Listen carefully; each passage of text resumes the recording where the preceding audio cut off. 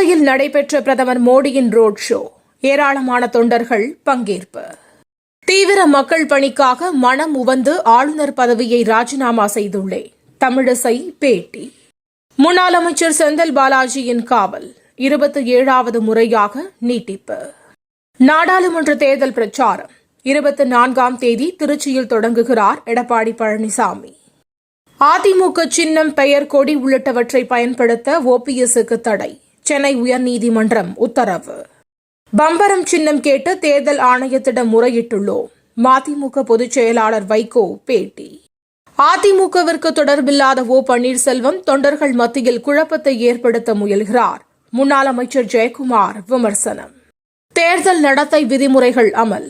தமிழ்நாட்டில் இதுவரை 2,50,00,000 பறிமுதல் செய்யப்பட்டிருப்பதாக தகவல். என்னை சுற்றி சக்தி வாய்ந்த பெண்கள் இருக்கிறார்கள். பெண்களுக்கான சர்வதேச கருத்தரங்கை தொடங்கி வைத்த நடிகர் சூர்யா பெருமிதம். ஏஐ தொழில்நுட்பத்தை முன்னேற்றத்திற்கு பயன்படுத்த முடியும். ஏஆர் ரஹ்மான் கருத்து. வீட்டு வசதி வாரிய வீடு ஒதுக்கீடு முறைகேடு விவகாரம். அமைச்சர் ஐ. பெரியசாமி மீதான விசாரணைக்கு இடைக்கால தடை விதிக்க உச்சநீதிமன்றம் மறுப்பு. மீண்டும் வடகொரியா ஏவுகணை சோதனை. கொரிய தீபகற்பத்தில் பதற்றம். எல்லை தாண்டி ஆப்கானிஸ்தானில் வான் தாக்குதல் நடத்திய பாகிஸ்தான். குழந்தைகள் உட்பட 8 பேர் பலி.